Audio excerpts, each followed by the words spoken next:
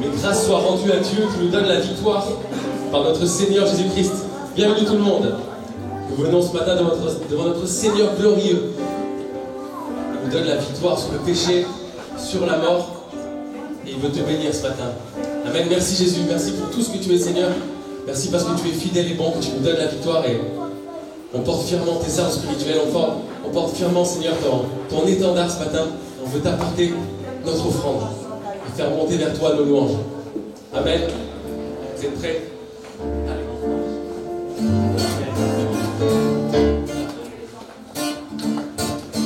Nous venons devant le Seigneur glorieux, célébrer la joie d'un temps glorieux, car il vient nous délivrer de l'ennemi, et nous marchons avec lui. Il est le libérateur. Nous venons devant le Seigneur glorieux, célébrer la joie d'un temps victorieux, car il vient nous délivrer de l'ennemi, et nous marchons avec lui. Il est le libérateur. Tenons fermement l'épée à deux tranchants, et combattons dans l'armée du Dieu tout-puissant. Nous prenons possession de notre Canaan, et voulons voir le Seigneur établir ses plans. Nous venons devant le Seigneur glorieux, célébrer la joie d'un trône victorieux, car il vient nous délivrer de l'ennemi, et nous marchons avec lui. Il est le libérateur. Nous tenons fermement l'épée à deux tranchants, et combattons dans l'armée du Dieu tout-puissant. Nous prenons possession de notre Canaan, et voulons voir le Seigneur établir ses plans. Nous venons devant le Seigneur glorieux, célébrer la joie d'un temps victorieux, car il vient nous délivrer de l'ennemi, et nous marchons avec lui. Il est le libérateur. Il est le libérateur.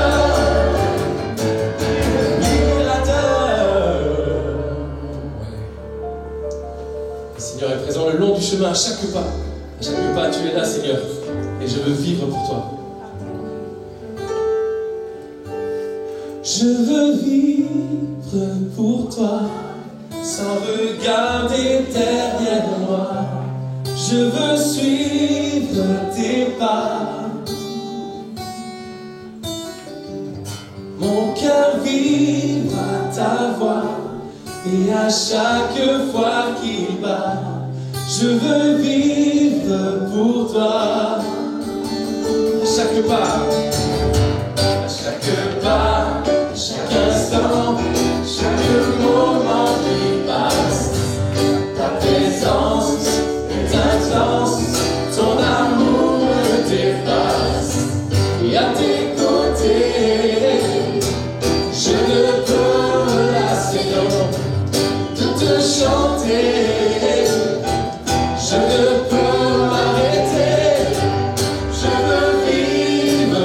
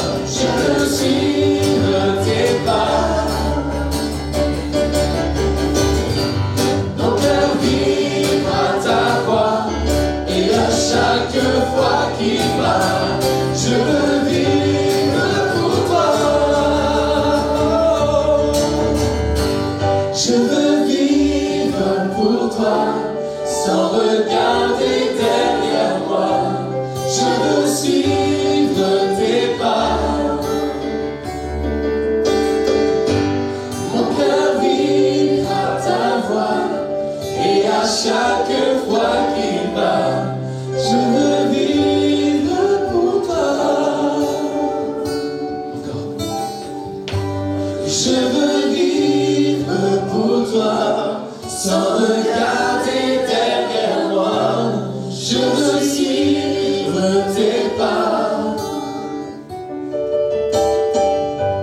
Mon cœur vibre à ta voix, et à chaque fois qu'il bat, je veux vivre pour toi. Oui, nous voulons vivre pour toi, Seigneur. Tu ne changes pas, tu es toujours le même. Tu demeures fidèle. Merci pour ces moments passés avec toi, Seigneur. Merci pour ta présence.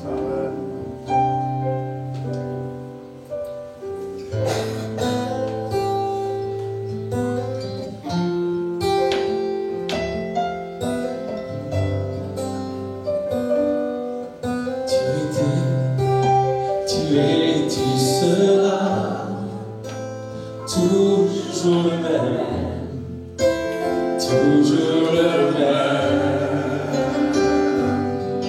Tu as fait, tu fais, tu feras tant de merveilles.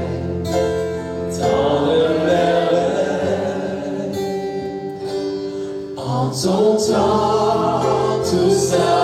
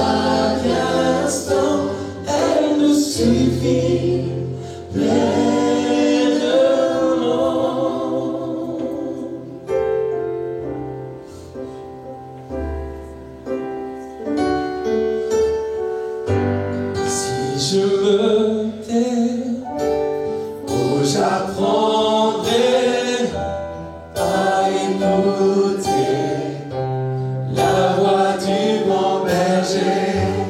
Quand je l'entends, oh je comprends qu'il a payé pour ma liberté.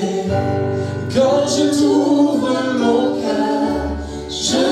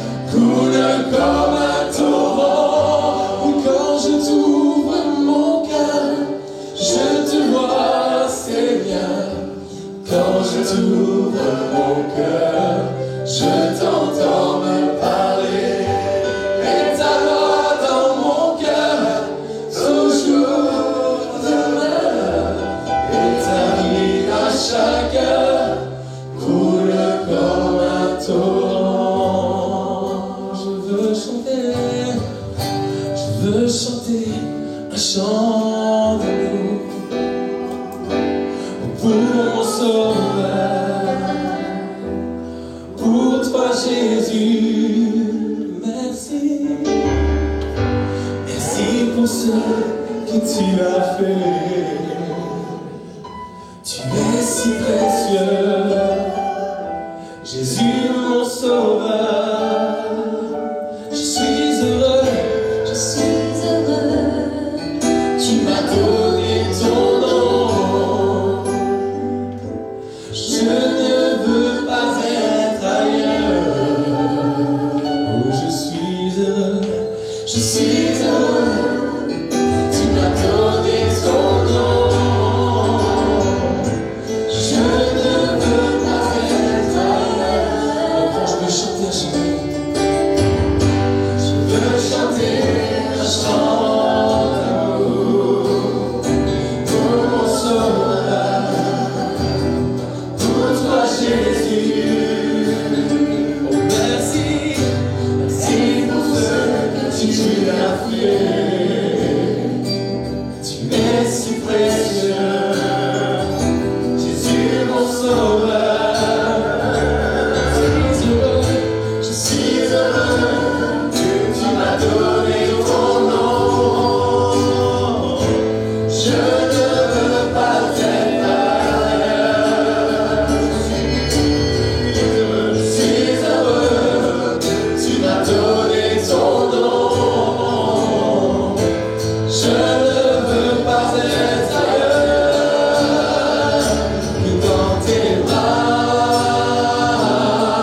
d'amour, dans tes bras d'amour, dans tes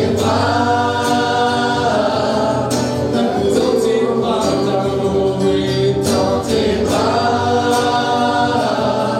d'amour, tout près de toi, contre ton cœur, tout près de toi,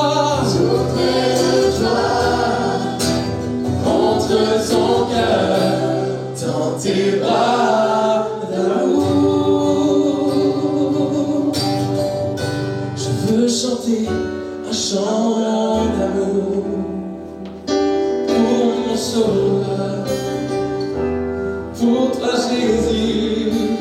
Merci, merci pour ce que tu as fait. Tu es si précieux, Jésus mon sauveur. Je suis heureux, tu m'as donné ton nom. Je ne veux pas être ailleurs. Oh, je suis heureux, tu m'as donné ton nom. Je ne veux pas être ailleurs. Ce nom est si merveilleux, ce nom est si merveilleux. Le nom de Jésus-Christ, mon roi. Oh, ce nom est si merveilleux, sa beauté est sans pareil. Oh, ce nom est si merveilleux, le nom de Jésus. Victorieux, ce nom est victorieux.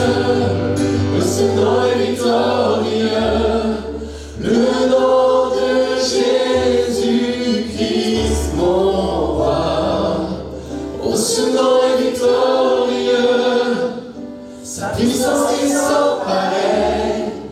Oh, ce nom est victorieux, le nom. Oh, ce nom est si merveilleux, Jésus. Oui, ce nom est si merveilleux. Oh, ce nom est si merveilleux, le nom de Jésus-Christ, mon roi. Oh, ce nom est si merveilleux, sa beauté est sans pareil. Oh, ce nom est si merveilleux, le nom de Jésus. Ton nom est si merveilleux, gloire à ton nom Seigneur Jésus. Je suis né pour te louer. Je suis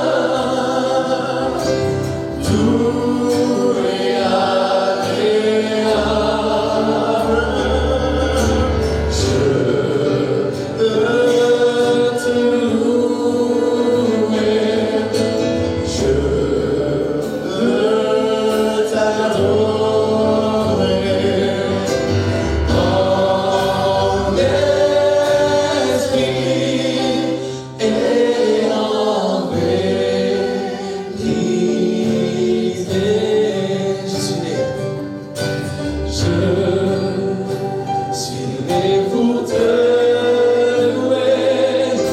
Je suis né pour glorifier ton nom.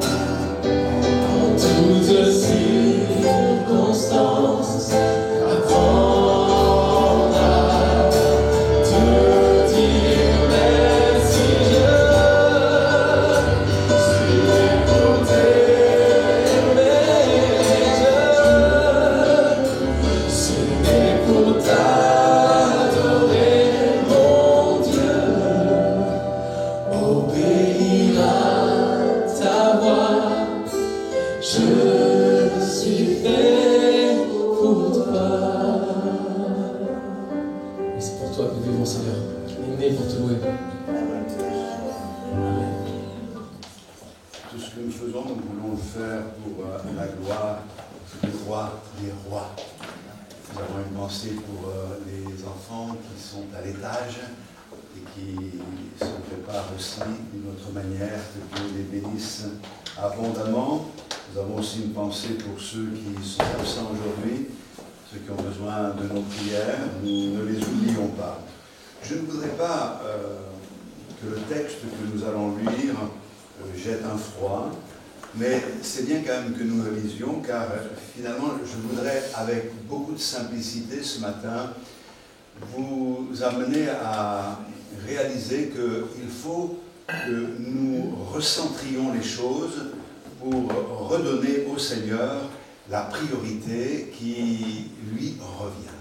C'est lui qui est au centre de ces moments. Donc j'aimerais que nous lisions dans Amos, au chapitre 5, le verset 21. C'est Dieu qui parle à son peuple et il dit des choses assez étonnantes. Amos 5, 21.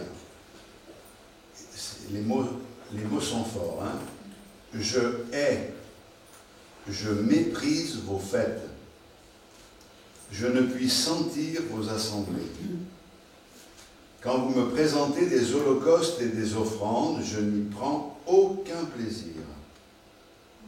Et les veaux engraissés que vous sacrifiez en action de grâce, je ne les regarde pas. Et le Seigneur ajoute ceci. Éloigne de moi le bruit de tes cantiques. Je n'écoute pas le son de tes luttes, mais que la droiture soit comme un courant d'eau et la justice comme un torrent qui jamais ne tarit. Amen. Bien sûr, je ne suis pas en train de vous dire en lisant ce texte que nous ne devons plus chanter, nous ne devons plus offrir à Dieu nos louanges ou quoi que ce soit, mais réalisons bien les paroles que nous venons de lire. Le Seigneur voudrait qu'il y ait une priorité. Et la priorité, c'est celle-ci, que la droiture soit comme un courant d'eau et la justice comme un torrent qui jamais ne tarit. Avant de venir, de te présenter, avant de vouloir m'adorer, mets de l'ordre dans ta vie, que ton cœur puisse être droit et que ta vie puisse s'inscrire dans le programme de Dieu pour accomplir sa volonté. Nous complaisons quelquefois dans nos expériences et nous avons l'impression que nous avons tous les droits lorsque nous nous présentons devant Dieu. Or, même si nous avons droit de nous présenter devant le Seigneur, sachons qu'il y a une façon de faire, une attitude qui découle d'un amour pour Dieu et qui nous amène à adorer le Seigneur comme lui veut être adoré. Seigneur, on n'a rien à faire de tout ce qui tape à l'œil. Ce qui intéresse le Seigneur, c'est ce qu'il y a dans nos cœurs. Je pose la question ce matin, pourquoi sommes-nous venus nous recueillir dans ce lieu. Quelle est la vraie raison, le vrai but de notre culte aujourd'hui? Je crois que nous sommes réunis aujourd'hui pour rencontrer le Seigneur. Et si il n'y a pas ce but dans notre vie, nous passons à côté de l'essentiel. J'ai besoin de rencontrer mon Seigneur. Je ne voudrais pas réduire le culte simplement à cette réunion, car c'est chaque jour que nous devons offrir un culte à notre Seigneur. Et nous avons besoin chaque jour de rencontrer notre Seigneur. Nous avons besoin de la présence de Dieu dans notre vie. Quelquefois, nous confondons la présence de Dieu avec peut-être tout ce qui peut être fait par l'homme pour faire penser que la présence de Dieu est là. D'ailleurs, il y a des fois des raccourcis que prennent certains, comme je me souviens, il y a des années, à la sortie du culte, quelqu'un disait à son ami, le Seigneur n'était pas là ce matin. Et l'autre lui dit, mais pourquoi tu dis cela? Il n'y a pas eu de don spirituel. C'est quand même étonnant que l'on pense que le Seigneur est présent quand il y a des dons spirituels et qu'il n'est pas présent quand il n'y a pas de dons spirituels. Peut-être que le fait de la présence de Dieu, nous le réduisons à une sensation, une émotion, quelque chose qui nous fait vibrer, une émotion forte. Mais mes frères et sœurs, nous devrions savoir que le Seigneur est avec nous, présent, chaque fois que nous nous réunissons en son nom. Ça n'a rien à voir avec le ressenti, avec toutes les manifestations. Il y a des moments où Dieu veut aussi que nous soyons à son écoute, mais il n'est pas obligé de nous dire sans arrêt des choses, puisqu'il nous parle au travers de sa parole, et cela devrait déjà nous suffire, puisque la parole de Dieu, c'est le message que Dieu a voulu laisser à son Église. Mais c'est ô combien important que nous réalisions que nous pouvons venir dans la maison de Dieu, passer du temps avec nos frères et sœurs, et repartir comme nous sommes venus, sans que cela ne nous apporte rien, sans que cela ne change rien. Nous restons avec nos habitudes, nous restons avec nos défauts, nous restons avec nos péchés, et il y a là quand même une anomalie. Je pense à ce petit garçon qui était venu au culte le dimanche matin, et puis il est allé dans sa chambre, il a eu envie, parce que ça lui avait fait du bien ce culte, il s'est mis à genoux et il a prié. Ça fait une histoire un peu ancienne, mais elle parle quand même aujourd'hui. Et il a dit, cher Seigneur, nous avons eu un bon culte aujourd'hui, mais j'espère que tu étais présent. Mais j'espère que tu étais présent. Je ne sais pas si vous êtes dans cette disposition-là. J'espère que tu es présent. Personnellement, je sais que le Seigneur est là. Et je ne veux pas passer à côté de cette occasion qui m'est donnée ce matin, de laisser le Seigneur œuvrer au plus profond de mon cœur pour m'amener à grandir dans ses voies. Alors, quel est le modèle de culte que nous devons suivre? Alors, si nous regardons toutes les pratiques qu'il y a d'un pays à l'autre, d'une assemblée à l'autre, nous avons diverses formules, mais je ne pense pas que ce soit très important, pourvu que ce que nous proposions au Seigneur vienne d'un cœur régénéré et d'un cœur qui aime le Seigneur. Après, ce n'est pas tellement la forme qui compte, car la Bible ne nous donne pas de forme.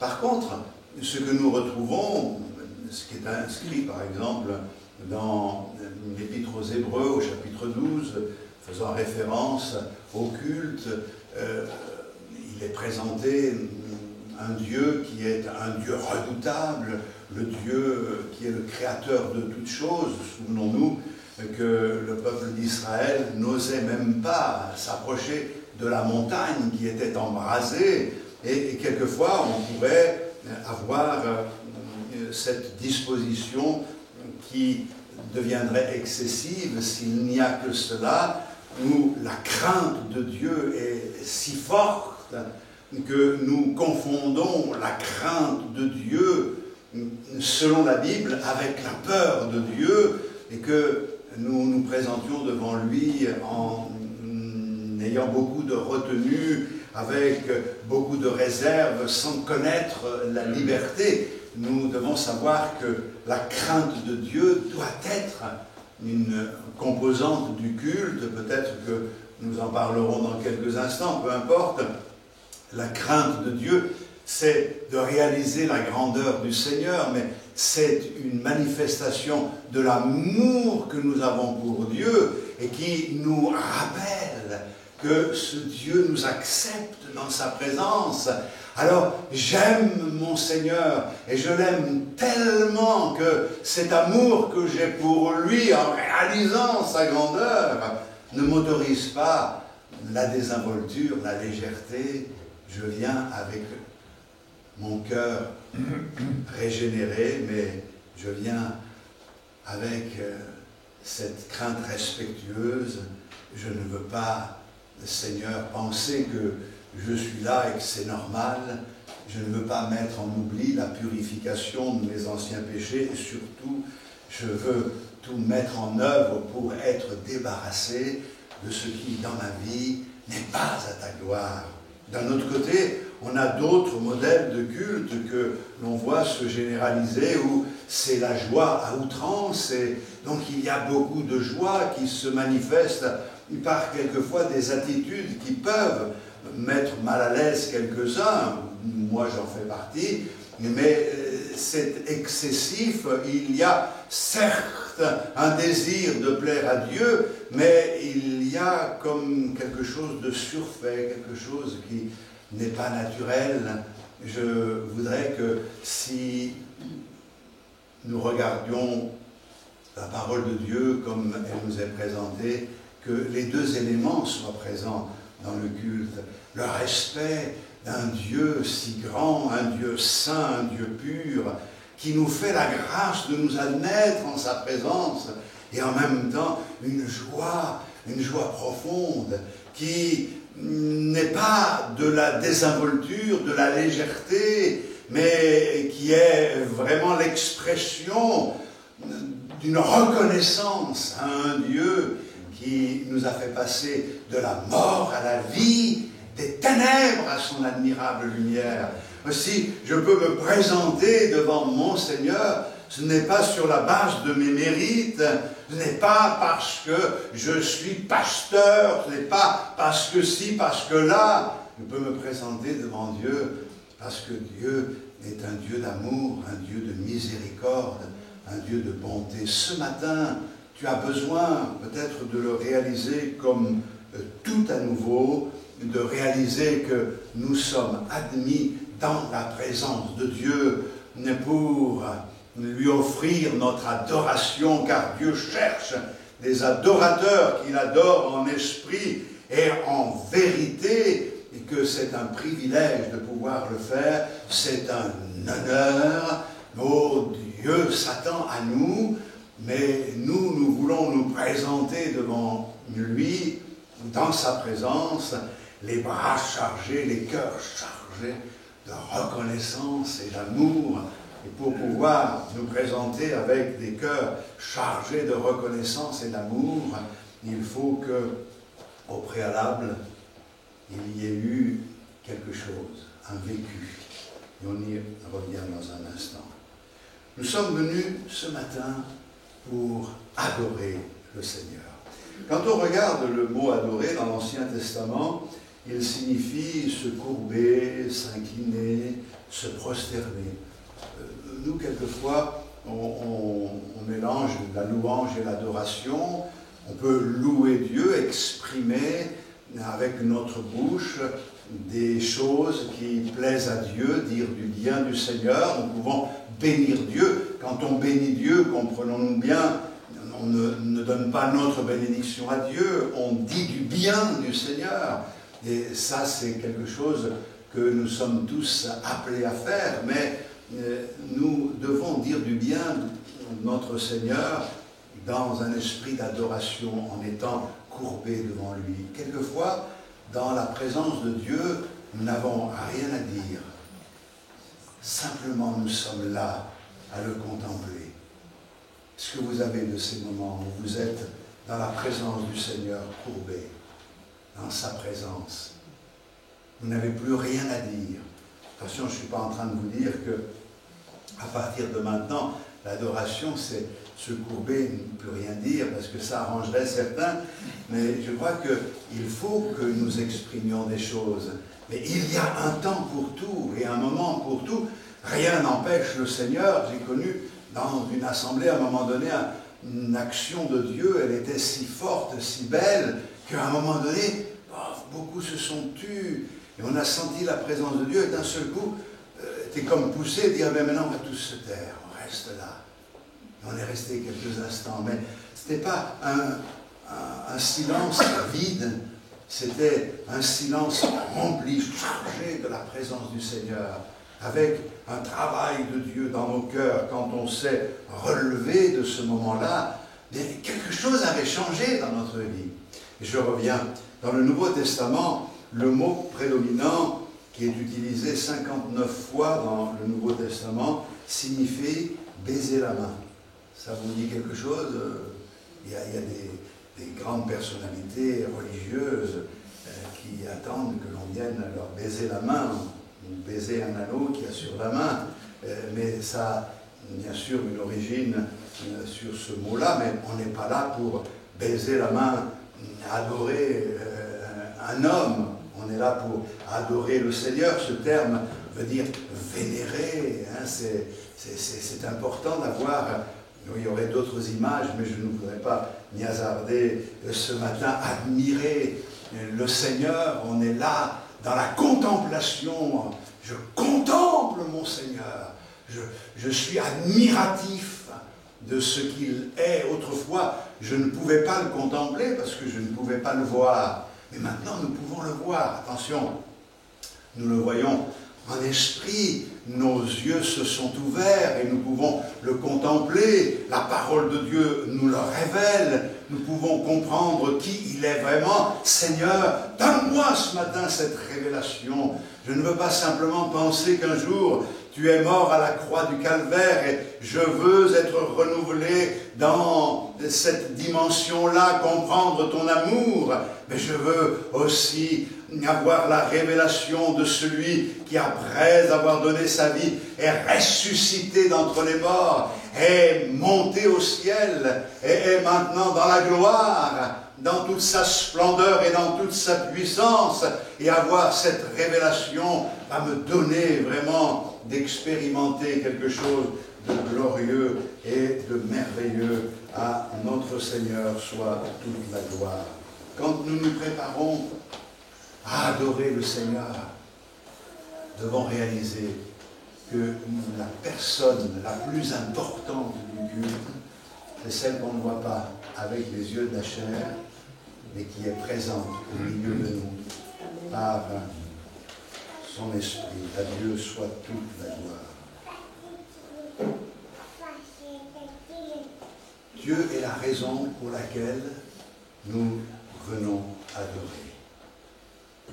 Le culte n'est pas centré sur un modèle, il est centré sur une personne. Et Dieu mesure l'amour qui est dans notre cœur, cet amour pour lui. Trop souvent, nous oublions l'essentiel. Nous sommes là pour adorer le Seigneur. Nous sommes là pour lui. Est-ce que tu le comprends, ce matin? L'habitude fait de nous de parfaits religieux. Mais être un parfait religieux, ça ne veut pas dire que nous sommes parfaits. Nous sommes loin de l'être quand nous sommes un parfait religieux. Nous ne voulons pas être des religieux. Nous voulons être des hommes et des femmes de Dieu.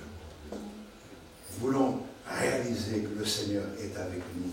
Nous voulons, dans sa présence, le contempler et exprimer notre joie de lui appartenir. Donc le vrai culte, C'est ce qui relie l'homme pécheur au Dieu saint. Et ça, quand même, c'est un miracle extraordinaire. Au début du livre de l'Exode, on trouve le peuple d'Israël qui est esclave en Égypte. Et puis, à la fin du livre, on trouve ce même peuple qui est devenu un peuple adorateur de l'Éternel dans le désert. C'est là qu'il construit le tabernacle.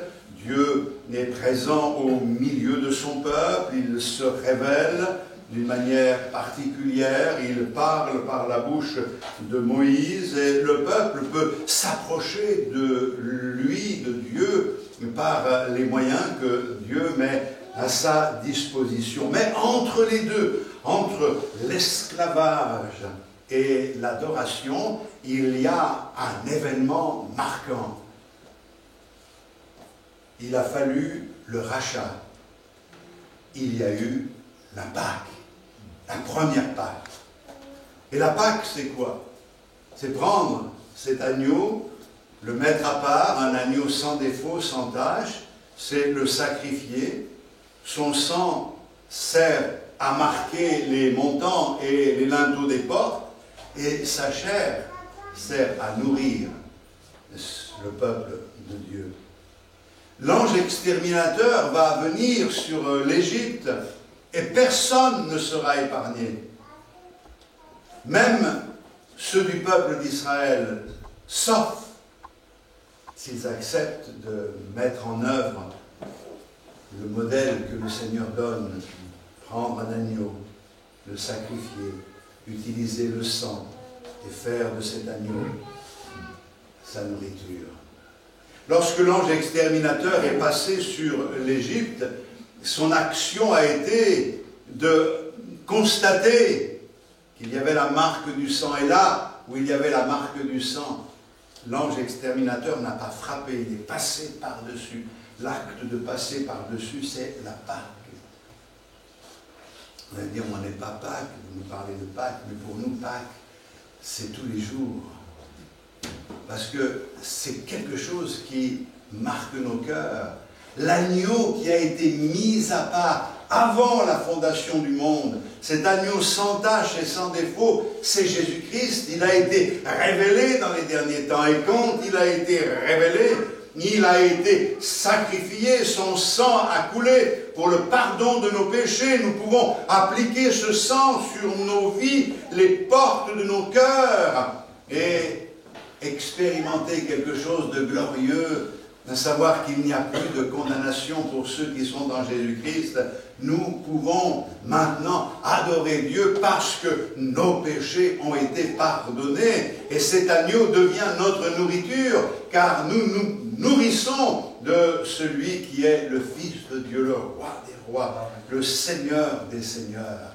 Il a fallu ce rachat. Donc on comprend quelque chose de très basique mais très important. La condition nécessaire pour que nous soyons de véritables adorateurs, c'est le rachat, c'est le sacrifice de Jésus-Christ, c'est la croix du calvaire. Et mes frères et sœurs, sans cette expérience, nous ne pouvons pas être un adorateur de l'Éternel. Sans la nouvelle naissance, il nous est impossible d'être un adorateur. On peut être un adorateur, on peut adorer, on peut faire tout ce que l'on veut, mais ce n'est pas reçu par Dieu. Dieu reçoit l'adoration qui vient d'un cœur qui a été d'abord régénéré. Et nous le comprenons tous.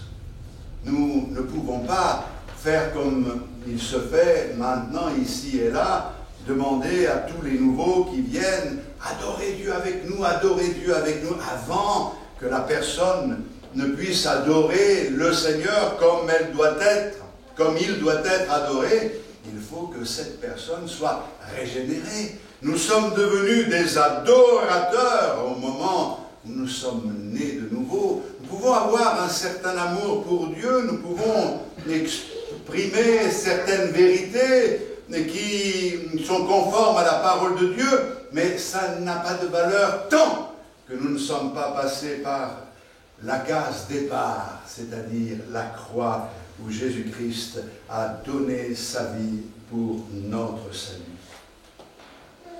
La première fois que le Seigneur a parlé de l'adoration dans le Nouveau Testament n'est pas à ses disciples, n'est pas à Nicodème, le docteur de la loi, mais c'est dans l'évangile de Jean chapitre 4, c'est à une Samaritaine. Le Seigneur a dit que les véritables adorateurs, ce sont ceux qui adorent non pas sur cette montagne ou une autre, comme elle posait la question au Seigneur, mais ceux qui adorent le Seigneur en esprit et en vérité. Mais avant de parler de l'adoration, le Seigneur va mettre le doigt sur une réalité concernant cette femme. Va chercher ton mari. Mais j'ai pas de mari. Pas de mari? Tu as raison de dire que tu n'as pas de mari, parce que tu as eu 5 maris, et celui avec lequel tu vis n'est pas ton mari. Et que le Seigneur montre que pour être un adorateur, il faut déjà avoir mis de l'ordre dans notre vie. Nous l'avons tous compris. Et nous sommes passés par une expérience, l'expérience de la repentance, de la nouvelle naissance. Et si quelqu'un n'a pas encore fait cette expérience, je vous invite à demander au Seigneur de se révéler à vous, de vous convaincre de péché, de vous révéler l'amour qu'il a manifesté à la croix du Calvaire, afin que vous veniez à lui avec des sentiments nobles, un désir de lui plaire, d'être débarrassé du péché. Le péché n'est pas quelque chose que l'on règle avec le Seigneur sans cesse, dans le sens qu'on recommence toujours dans les mêmes travers, et puis on demande pardon à Dieu, on recommence. Non, il y a non seulement le pardon des péchés, mais il y a la victoire sur le pouvoir du péché, faisant de nous de nouvelles créations. Si l'expérience chrétienne ne nous transforme pas, elle ne peut pas nous permettre d'être un adorateur, ni même d'espérer entrer dans la gloire. Car si tu ne nais de nouveau, tu ne peux pas voir le royaume de Dieu. C'est impossible. Il y a une expérience de base. Ce n'est pas moi qui le dis, c'est le Seigneur qui le dit dans sa parole. Alors 1 Pierre 1,15 dit « Et comme celui qui vous a appelé est saint, vous aussi soyez saints dans toute votre conduite, parce qu'il est écrit « Soyez saints, car je suis saint ». Avant, toi, Samaritaine, d'être une adoratrice, il faut que tu comprennes le péché qui est là. Il faut que tu l'abandonnes. Il faut que tu viennes à moi avec un cœur nouveau, régénéré. Je crois qu'on a tous aujourd'hui besoin de réaliser que pour être des adorateurs, il a fallu que Jésus meure sur la croix pour nous et que nous passions par la nouvelle naissance. Mais maintenant que nous sommes passés par cette expérience des adorateurs que Dieu recherche, eh bien c'est nous. Mais nous devons veiller à ne pas perdre le bénéfice de cette grâce. Le culte que nous devons rendre à Dieu découle du cœur ou jaillit du cœur. Et le Seigneur dit, des fleuves d'eau vive jailliront de leur sein jusque dans la vie éternelle. Je crois que c'est important de réaliser que ce qui jaillit de nos cœurs, c'est ce qui a été apporté dans notre cœur. Ce sont les nappes phréatiques de notre âme qui doivent être alimentées aujourd'hui. Eh bien, les scientifiques se soucient parce que les nappes phréatiques n'ont pas atteint un niveau suffisant pour assurer l'eau pour cet été. Et nous prions pour qu'il pleuve, mais je crois qu'il y a toujours eu des périodes de sécheresse, des périodes de froid ou des périodes de chaud, etc. Même si tout est en désordre aujourd'hui, c'est pour nous rappeler que la terre elle-même, la création elle-même, est en train de nous envoyer un message. Il faut que les uns et les autres, on puisse se réveiller. Mais dans le domaine spirituel, il faut que l'on applique cette vérité, que le Seigneur nous montre par là, pour que des fleuves jaillissent de notre sein. Il faut que la nappe phréatique de mon âme soit alimentée. Oh, vous savez, quand il y a des pluies abondantes, d'un coup, bah, il pleut des seaux d'eau. Il a plu pour l'équivalent de 3 mois de pluie en 2 heures. Ben, ça n'apporte pas l'eau aux nappes phréatiques parce que l'eau coule à la vitesse de je ne sais plus combien de mètres à la seconde et va se jeter dans les cours d'eau qui se jettent dans la mer. Pour que les nappes phréatiques puissent être alimentées, il faut que l'eau coule en permanence. Une pluie peut-être pas très forte, mais une pluie qui pénètre nos cœurs, qui pénètre nos âmes. Et lorsque là, à l'intérieur, on a laissé la nappe se remplir de cette eau de la bénédiction de Dieu, il arrive un moment où la nappe ne peut plus contenir cette eau. Il faut que ça sorte. Et si vous remarquez un petit filet d'eau qui coule de la montagne, ça veut dire qu'il n'y a pas beaucoup d'eau dans la réserve. Mais quand ça coule comme la naissance d'un torrent, une source qui jaillit, alors vous dites, là, la nappe, elle regorge d'eau. La relation que nous avons avec notre Seigneur va permettre que nous ayons une adoration qui est digne de ce nom. Ce matin, je ne sais pas ce que nous avons à apporter à notre Seigneur, mais l'important, c'est que nous réalisions que l'adoration, c'est d'apporter quelque chose au Seigneur. Nous sommes souvent comme des sangsues à dire « donne, donne, donne, donne ». Mais on devrait réaliser que l'adoration, c'est pas « donne, donne, donne ». Ah, donnez-moi, donnez-moi. C'est « reçois ». Seigneur, je me contiens depuis un moment, mais je ne vais plus pouvoir me contenir. Je veux laisser la source s'exprimer. Je veux que mon cœur exprime ce que toi tu as déposé dans mon âme depuis maintenant plusieurs heures, plusieurs jours. Je veux te dire combien je t'aime. Je veux t'exprimer mon adoration. Peut-être quelqu'un dira, oui, mais vous savez, frère, ça fait tellement longtemps qu'on vit des situations compliquées, certes.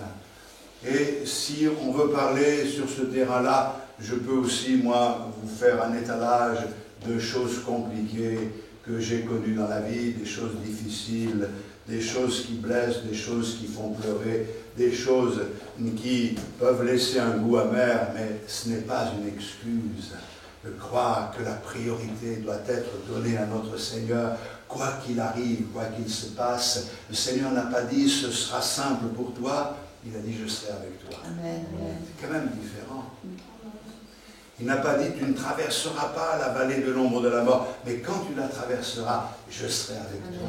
C'est toute la différence, la présence de Dieu. Et comme il est avec nous, si nous le réalisons, alors nous réalisons que le culte, c'est vraiment d'entrer dans sa présence, c'est d'être en communion avec lui. Alors je viens dans la présence du Seigneur pour lui offrir quelque chose.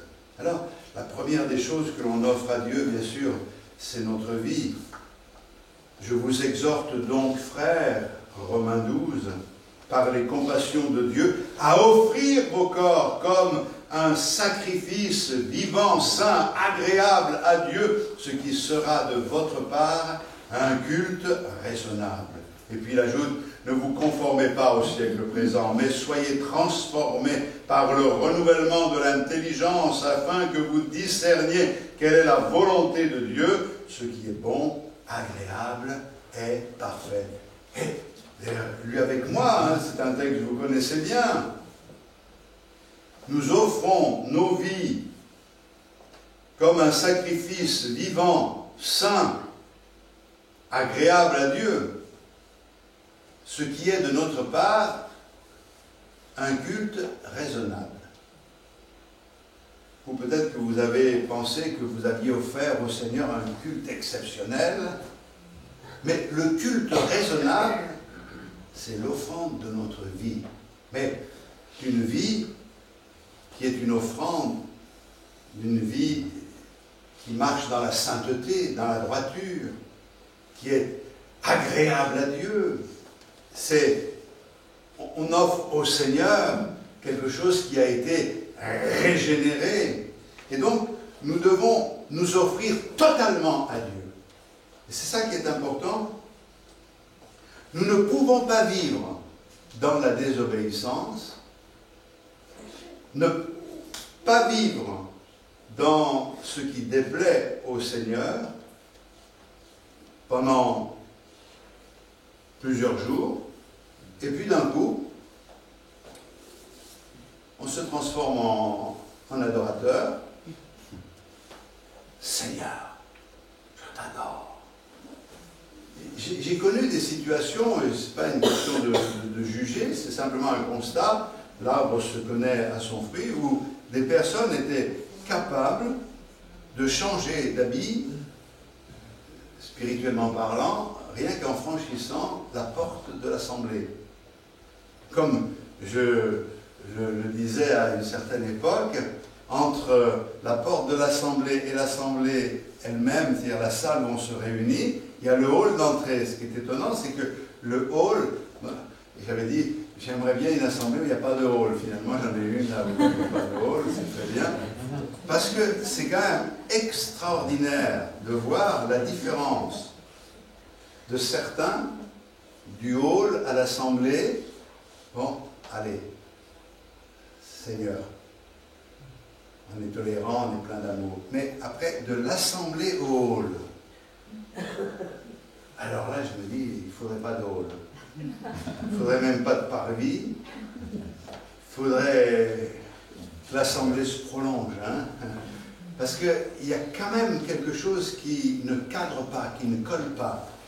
Et nous sommes habitués, parce que nous aimons le Seigneur et que nous savons que Dieu est un Dieu d'amour, alors il y a dans nos cœurs une tolérance extraordinaire, au point qu'on n'ose même plus juger, mais déjà jugeons-nous nous-mêmes, parce que c'est biblique, et surtout, ne tombons pas dans le piège de penser que nous devions gober, accepter tout. Je crois qu'il faut, les frères et sœurs, réaliser qu'on ne peut pas vivre dans la désobéissance et être un adorateur. L'adorateur, c'est celui qui offre sa vie. C'est un sacrifice qui est saint, qui est agréable à Dieu. Et quand il se présente devant le Seigneur, il se présente avec quelque chose à offrir. Alors, bien sûr, il ne s'agit pas pour nous de penser que pour être un adorateur, il faut être parfait. Je crois qu'il faut penser à ce raccordement de l'imparfait au parfait, du pécheur au saint. Il y a quelque chose d'extraordinaire qui se produit, la grâce de Dieu pour nous, la présence de Dieu dans notre vie, c'est un miracle extraordinaire. Dieu habite dans des corps, des vies qui sont imparfaites. Mais c'est quand même extraordinaire. Alors que Dieu n'habite pas dans une maison faite de main d'homme et qu'il ne supporte pas, n'accepte pas, ne peut pas voir le péché, il accepte cette condition-là. Eh bien, ce matin, réalisons-le d'une manière toute particulière et comprenons que le culte que nous devons rendre à Dieu, avant qu'il se traduise par des mots, c'est avant tout une vie. Le culte qui plaît à Dieu, c'est une vie qui est consacrée au Seigneur. Et la Bible nous dit, en parlant de Jésus, que sa vie était d'une bonne odeur à l'Éternel. Pourquoi a-t-il parlé d'une bonne odeur à l'Éternel? Parce qu'il y a des vies qui dégagent des odeurs nauséabondes. Le péché, c'est l'odeur de la mort, de la décomposition, c'est terrible. La bonne odeur, c'est la vie, c'est la fraîcheur, c'est la propreté, la pureté, c'est la vie du Seigneur Jésus. Ça veut dire que toute sa vie était une louange. Et je pense que pour pouvoir adorer le Seigneur, il faut que nous entrions dans cette dimension-là, que nous comprenions qu'on ne peut pas se contenter simplement de quelques paroles. Ce que Dieu veut, c'est que les paroles soient en accord avec ce que nous vivons. Et ce matin, j'ai besoin de rentrer en moi-même, de reconditionner ma vie, la recentrer, la ramener sur le chemin de la vérité. Je veux vraiment plaire à mon Seigneur, et pour cela, il faut que mon cœur soit vrai, qu'il soit authentique. Le culte, ce n'est pas l'activité du dimanche. Puis là, il y a quand même aussi des variantes. Hein. Je me souviens à l'époque, à l'Assemblée, il y a tout un groupe qui est arrivé à un moment donné, et donc c'était pendant la louange, mais je suis allé parce que ça faisait un peu de bruit et qu'il fallait placer un peu de monde. Et une des personnes un peu responsables me dit, le culte est-il passé? Alors j'ai dit oui, il est passé par ici, il est parti là-bas. La personne m'a regardé un peu bizarrement, mais j'étais un peu agacé, hein, c'est pour ça que j'ai répondu comme ça. Parce que pour ces personnes-là, le culte, c'est la Sainte Seine. Mais il y a quand même un problème. On est venu pour le culte, il est passé, s'il est passé, je m'en vais, quoi. On prend la Sainte Seine, on s'en va. C'est pas ça que le dimanche matin, nous prenions la Sainte Seine, qu'ailleurs ils fassent autrement, ça les regarde, je ne les juge pas, mais que nous prenions la Sainte Seine parce que c'est quelque chose que le Seigneur a institué, c'est important d'ailleurs. La Sainte Seine, c'est l'occasion de nous remettre en ordre avec les exigences de Dieu. Et ce matin, je crois que nous allons prendre la Sainte Seine en comprenant ce que Dieu attend de nous. Mais le culte, ce n'est pas le dimanche, ce n'est pas un moment du dimanche, c'est la disposition de notre cœur d'adorer le Seigneur parce que nous portons un fruit qui honore le roi des rois, le Seigneur des seigneurs. Alors, je vais passer sur des tas de choses que je voulais vous dire, mais voyez-vous, notre culte doit honorer le Seigneur. Qu'est-ce qui honore le Seigneur? Ce n'est pas des paroles, c'est une vie consacrée. Est-ce qu'on veut le comprendre ce matin? Premier point. Deuxièmement, je me pose la question, est-ce que notre culte transforme notre vie? C'est-à-dire que si on vient dans la présence de Dieu et on repart comme on est venu, on est passé à côté. Je veux, Seigneur, que quelque chose change dans ma vie. D'ailleurs, c'est ce que je lis dans 2 Corinthiens, chapitre 3, verset 18. Nous tous, qui le visage découvert, contemplons la gloire de Dieu, comme dans un miroir, nous sommes transformés de gloire en gloire à son image. Le texte précise, ça se fait par le Saint-Esprit. Ce qui veut dire tout simplement que c'est alors que nous le contemplons qu'une transformation s'opère. Et mes frères et sœurs, on est devenus des vrais religieux. Parce qu'on vient, on repart, on revient, on repart, on revient, on repart, et puis on est toujours pareil. Ça ne change pas. Au début de l'année, ou en fin d'année, d'une année, au début d'une autre, on prend des bonnes résolutions, mais si rien ne change, il y a un problème. Je veux ce matin qu'un miracle se produise. Et ce miracle ne peut se produire que si je le contemple. Mais si je le contemple, et si mon adoration est l'adoration que le Seigneur attend, alors automatiquement il va se passer quelque chose.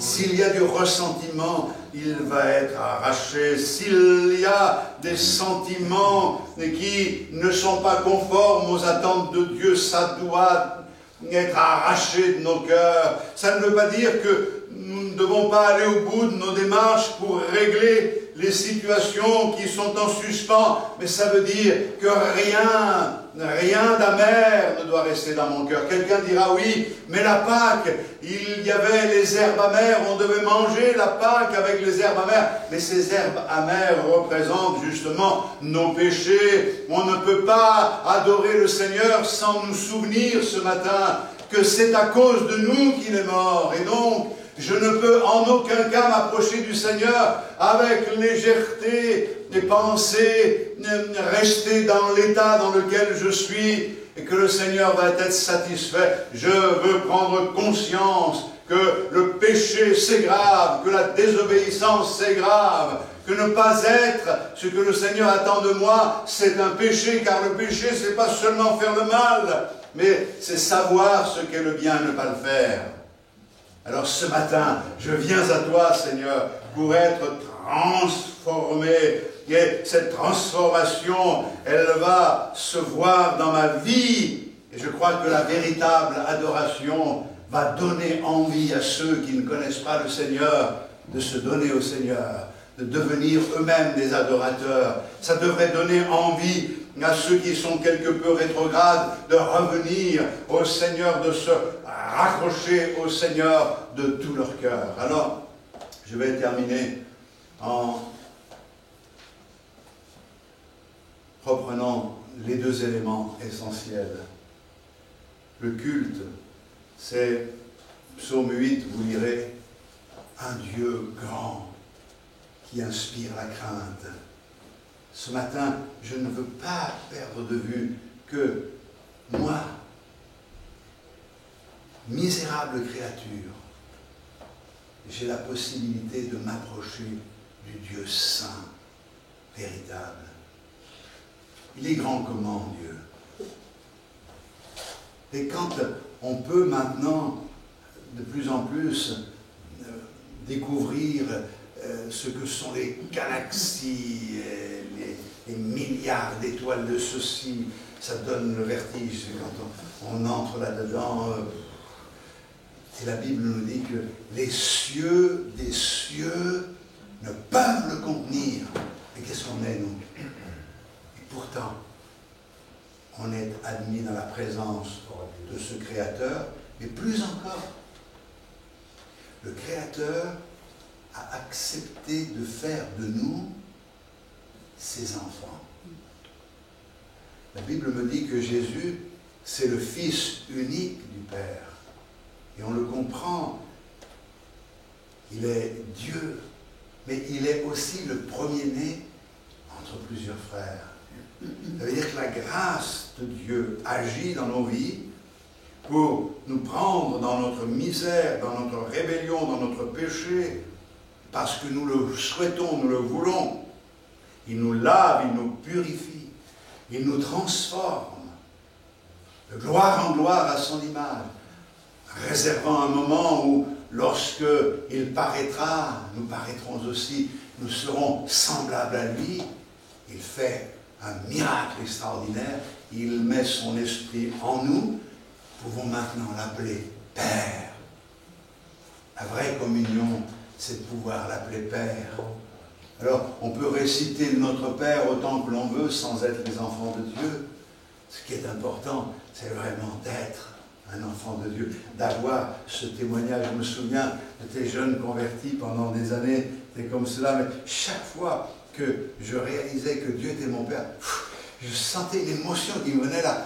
Oh, c'était un bonheur extraordinaire. Mais Seigneur, je veux garder cette émotion tout au long de ma vie. Et je veux pouvoir avoir encore cette grande émotion lorsque je te verrai dans la gloire. Mais si je réalise la grandeur de Dieu ce matin, alors je viens à lui de tout mon cœur. Et s'il y a des choses qui ne vont pas, j'ai l'occasion de les régler. C'est pour cette raison que la Bible dit que chacun s'éprouve soi-même et qu'il prenne la Sainte Seine. Il n'est pas dit que chacun s'éprouve soi-même et qu'il ne prenne pas la Sainte Seine. Éprouve-toi, règle la situation, dit le Seigneur, et tu prends une bénédiction. Mais souviens-toi que Dieu, le Dieu Saint, est là. Et puis la dernière chose, c'est que dans le culte, il doit y avoir cet élément important, c'est la joie. Servez l'Éternel avec joie. Ce n'est pas incompatible. peut réaliser la grandeur de Dieu, avoir cette crainte respectueuse du Seigneur et en même temps cette joie ineffable que rien ne peut enlever.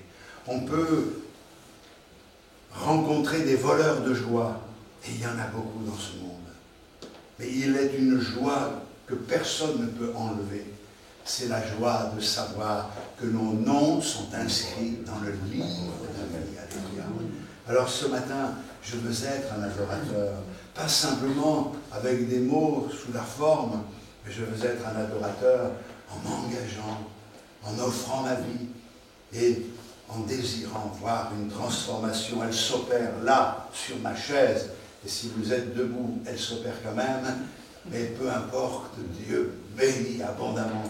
Et tout ce que je fais, je chante pour la gloire du roi des rois, je prêche pour la gloire du Seigneur, je prie pour honorer mon Seigneur, et je ne retiens pas ce que je dois à mon Seigneur.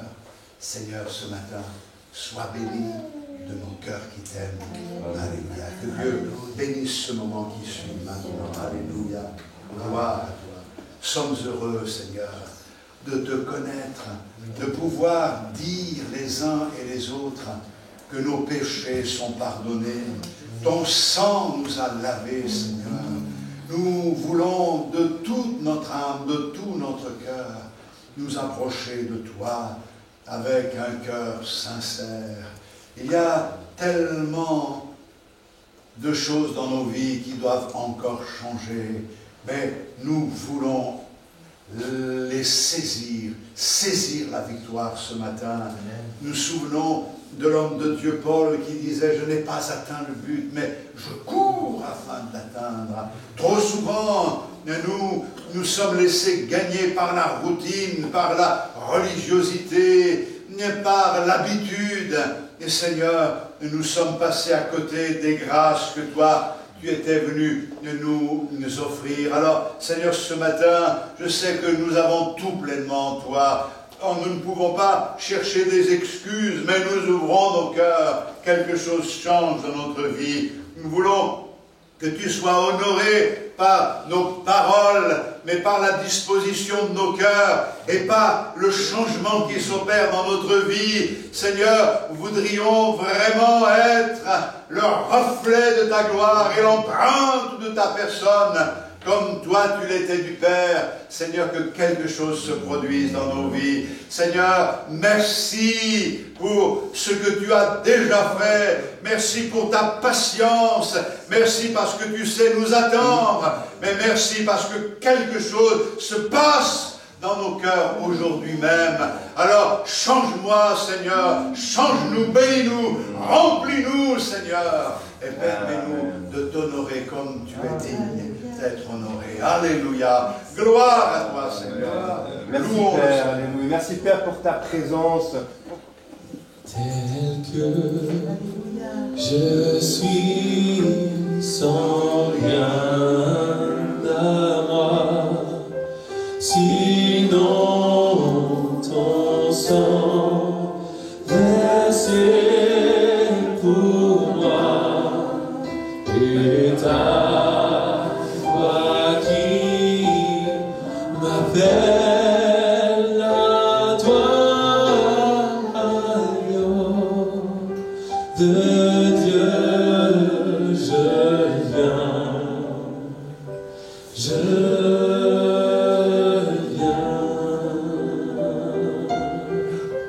tel que je suis bien vacillant, en froid, au doute, à chaque instant.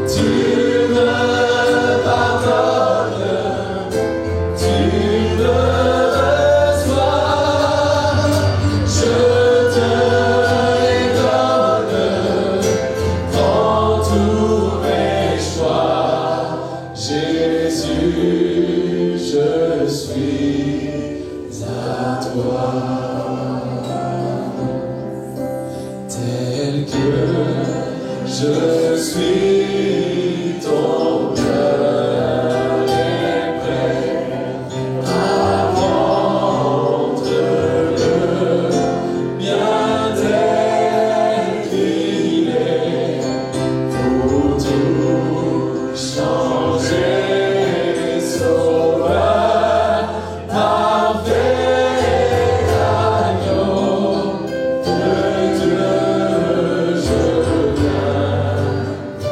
Dieu,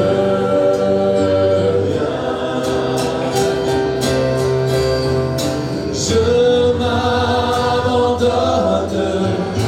je crois en toi, tu me pardonnes, tu me reçois, je te les donne, prends tous mes choix, Jésus, je suis à toi. Tel que je suis ton grand amour, à tout pardon et sans retour, je veux être à toi dès ce jour, agneau de Dieu. Je viens, je m'abandonne, je crois en toi, tu me pardonnes, tu me reçois, je te les donne, prends tous mes choix. Je suis à toi. Je m'abandonne, je crois en toi. Tu me pardonnes, tu me reçois, je te les donne, prends tous mes choix. Jésus, je suis à toi. Oui, Jésus, je suis à toi. Jésus, je suis à